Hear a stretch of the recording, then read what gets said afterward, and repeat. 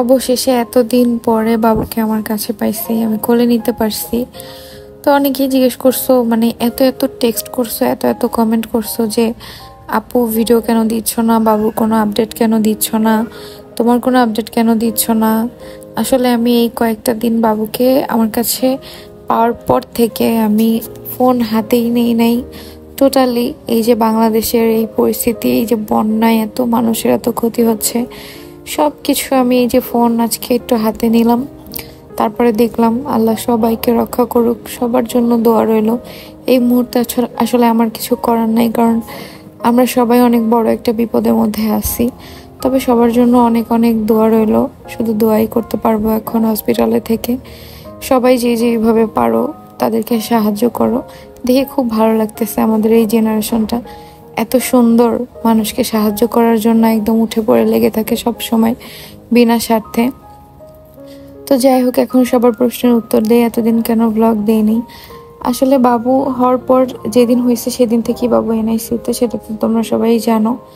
তো তখন আমার কোনো অসুবিধা ছিল না, বাবু এনআইসিউতে ছিল, অনেকটা কষ্ট লাগছে যে বাবু দূরে আসছে, কিন্তু ওটা ভিতরে বাবুর সাথে কি হচ্ছে না হচ্ছে আমি কিছু দেখিও নাই, আর কষ্টটাও ফিল করতে পারিনি। হ্যাঁ, মা হিসাবে অনেকটা কষ্ট পেয়েছি, যেটা বুঝো প্রত্যেকটা মাই যে কি অবস্থা হয় বাচ্চা যদি দূরে থাকে। যে আমি বাবুকে দেখতেও পারি নাই, 3 দিন পরে দেখছি বাবুকে। তো সেটা তো আর বলে বোঝানোর মতো না, আসলে মায়েদের কষ্টটা এরকমই, যেটা কাউকে বলে বোঝানোর মতো না। কিন্তু বাবুকে দেওয়ার পর থেকে যখন আমার সামনে বাবুর প্রতিদিন ক্যানোলা চেঞ্জ করতেছে, মানে ওর ভেইন তো খুব ছোট ছোট, ওর প্রতিদিনই ক্যানোলা নষ্ট হয়ে যায়, যেন নতুন নতুন ক্যানোলা ওকে দিতে হচ্ছে। তো এগুলো যখন আমি দেখতেছি, তারপর হচ্ছে ওর নাকের মধ্যে হচ্ছে অক্সিজেনের পাইপ দেয়া, দেন খাবারের পাইপ দেয়া। তো এগুলো সব দেখে মানে আমি আর সহ্য করতে পারতেছিলাম না, আমি নিতে পারতেছিলাম না। আর বাবু এমনভাবে মাশাল্লাহ বলে আমার দিকে তাকায় তাকায় কান্না করে, মানে ও আমাকে বুঝায় যে মা আমার খুব কষ্ট হচ্ছে, তুমি আমাকে এইগুলো সব কিছু থেকে নিয়ে বাসায় চলে যাও, আমি কষ্ট পাচ্ছি, আমি ব্যথা পাচ্ছি।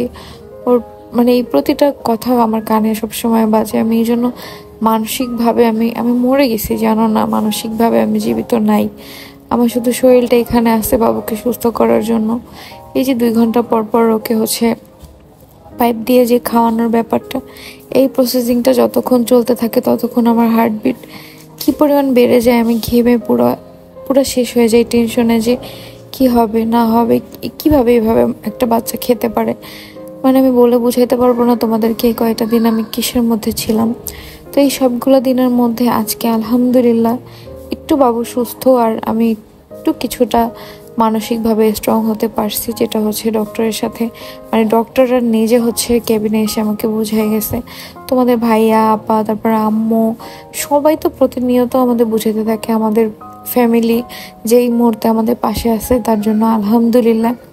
তো সবার কথায় মানসিকভাবে কিছুটা স্ট্রং হয়েছি, কারণ আমি যদি ভেঙে পড়ি তাহলে বাবুকে কে সুস্থ করবে। বাবুকে আমারই টেক কেয়ার করতে হয়, আমারই দেখতে হয়, আমার খাওয়াইতে হয়, কারণ আমি তো মা, সব কিছু তো আমাকেই করতে হবে। তো আমি যদি অসুস্থ থাকি তাহলে কিভাবে হবে, ওকে হচ্ছে 2 ঘন্টা পর পর খাওয়াতে হয়, এভাবে খাওয়ানোর পরে আবার 20 মিনিট একটু উঁচু করে ধরে রাখতে হয়, সব কিছুই আমার করতে হয়, যার জন্য আমাকে স্ট্রং থাকতে হবে। আর আমার স্ট্রং হওয়ার পিছনে তোমাদেরও অনেক বড় হাত আছে। আমি যখন আজকে ফোনটা হাতে নিয়েছি, তোমাদের এত মেসেজ পেজে এবং হচ্ছে আমার আইডিতে এত কমেন্ট, যা বলার মতো না। সবাই এত জিজ্ঞেস করতেছো যে কেন আপডেট দিচ্ছি না, সবাই এত টেনশন করতেছো, যার জন্য ভাবলাম যে এই ভিডিওটা আপলোড দিয়েই দিই। ভিডিওটা এডিট করা ছিল, শুধুমাত্র ব্লগ মানে ভয়েস ওভার দেওয়া বাকি ছিল। এই ভিডিওটা হচ্ছে সেদিনের, যেদিন বাবুকে হচ্ছে কেবিনে দিছে। আজকে মোটামুটি 4 দিনের মতো হয়েছে বাবুকে কেবিনে দিছে, বাট এই ভিডিওটা 4 দিন আগের, যেদিন বলছে কেবিনে দিবে সেদিন তোমাদের ভাইয়া অনেক ব্যস্ত ছিল, অনেক দৌড়াদৌড়ি করছে, তোমরা ভিডিও দেখে সেটা বুঝতে পারছো। আর এই 4 দিনে আমি কোনো ভিডিও করি নাই, জাস্ট হচ্ছে গতকালকে যেই তোমরা হচ্ছে রিলসটা দেখছো সেটাই শুধুমাত্র তোমাদের ভাইয়া ভিডিও করে রাখছিলাম, আমি বাবুর সাথে কথা বলতেছিলাম, তো ওইটা আমি আপলোড দিয়ে দিছিলাম যে সবাই এত টেনশন করতেছো সেই জন্য। তোমরা সবাই অনেক ভালো, সবাই অনেক ভালো। আর অনেকে জিজ্ঞেস করতেছো যে বাবুর কি সমস্যা। বাবুর কোনো সমস্যা নেই আলহামদুলিল্লাহ।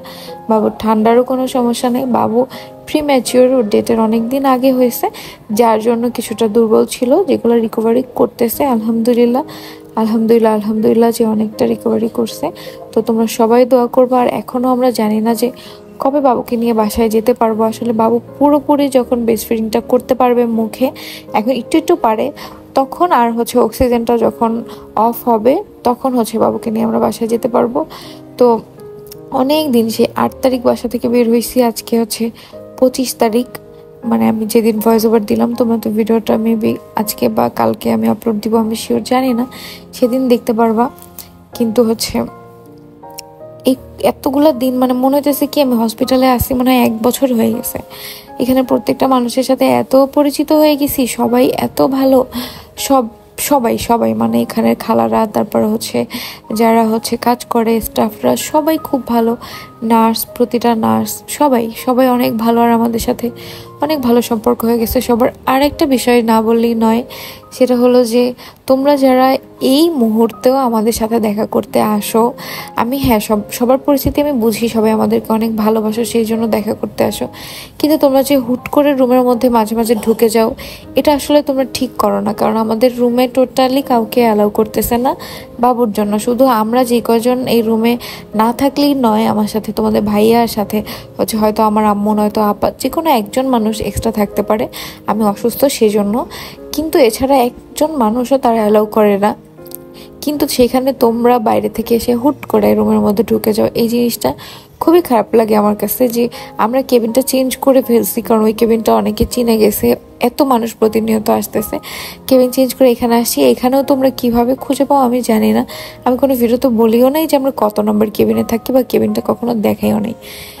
কিন্তু তারপর আসলে তোমরা ভালোবাসা থেকে আসো, সেটা আমি বুঝি, কিন্তু ভালোবাসাটা একটু ভিতরে রাখো, পরে দেখাও।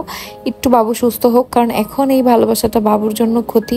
কারণ বাবুর কাছে এখন যত মানুষ আসবে অত ক্ষতি, কারণ এক একজনের শরীরে এক একটা জার্মস থাকে, যেটা এখন বাবুর জন্য খুবই রিস্কি। তো তোমরা প্লিজ এখন কি আমাদের সাথে দেখা করতে আইসো না, আগে বাবু সুস্থ হোক।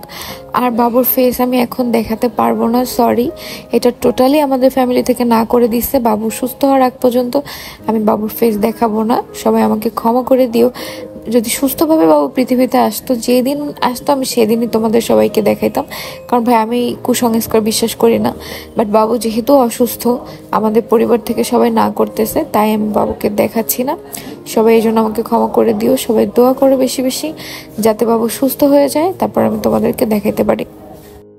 এখানে দেখো, বাবুকে প্রথমবার পেয়ে আমি এত খুশি ছিলাম, কিন্তু আমার খুশিগুলো আস্তে আস্তে কমে যাচ্ছিল বাবুর কষ্ট দেখে, যেগুলো আমি নিতে পারতেছিলাম না। আসলে আমি এত ডিপ্রেশনে চলে গেছিলাম, যেটা বলার মতো না। সেখান থেকে অনেক কষ্টে আমি বের হয়েছি আলহামদুলিল্লাহ, নিজেকে অনেক কষ্টে শক্ত করছি। তো তোমরা যদি এখন আমাকে দেখো, তোমরা অবাক হয়ে যাবে, আমাকে চিনতেই পারবা না যে আমি তোমাদের তিশা আপু, আমি এমন হয়ে গেছি বাস্তবে। আর এই কথাগুলো অনেক দিন আগে বাবুর জন্য গিফট আসছিল, দেখো স্ক্রিনে দেওয়া পেজ থেকে। কাঁথাগুলো খুবই সুন্দর। তোমরা যদি কেউ এই নকশি কাঁথাগুলো নিতে চাও, আর এগুলা বড় সাইজেরও তোমরা নিতে পারবা, কালার কাস্টমাইজ করে নিতে পারবা।